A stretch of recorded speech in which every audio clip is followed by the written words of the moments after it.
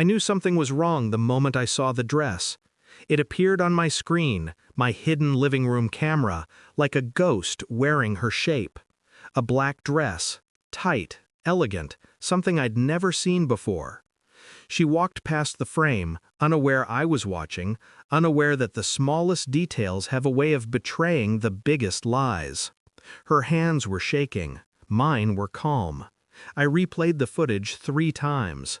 The way she checked her reflection, the way she fixed her lipstick twice, the way she whispered, "Not tonight, please not tonight," to her own trembling hands.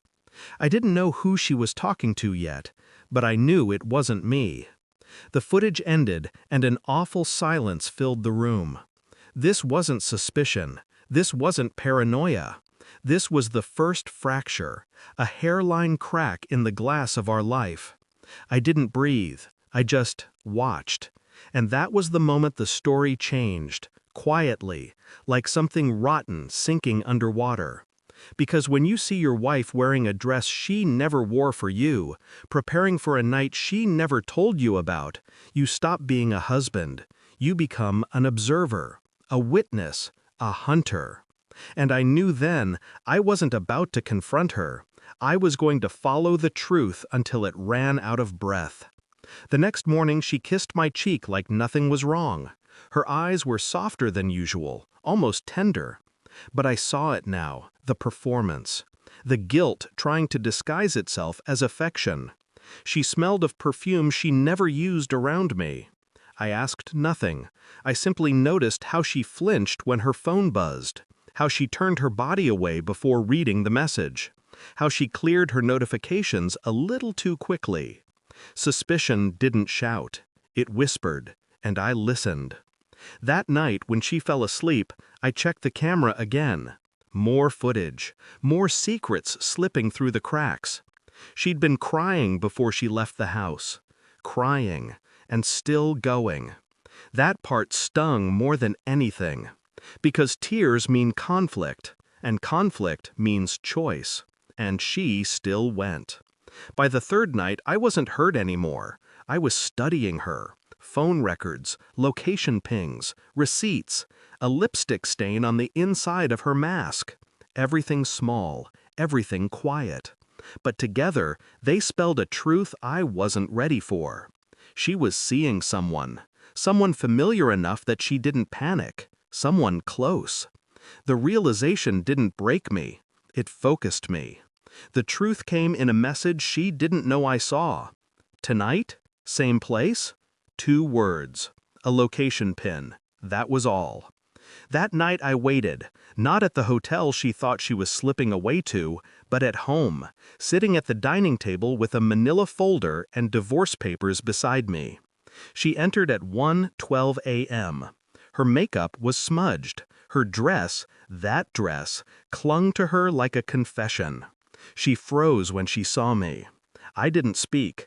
I just slid the folder toward her. Inside, the printed screenshots, the records, the images, the time-stamped videos. Every truth she thought I'd never see. Her knees buckled, her breath fractured. Then she whispered, "It was only a little kiss." A little kiss. Funny how betrayal shrinks when exposed. I didn't raise my voice. I didn't move. I simply placed the divorce papers beside her trembling hands.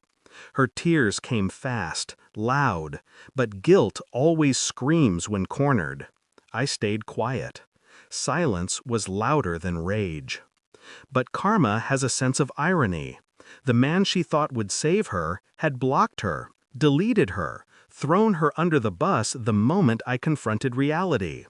I watched her scroll through unanswered messages, desperation in every swipe. That was the moment she finally looked at me with real terror, not because she lost me, but because she realized he had never chosen her.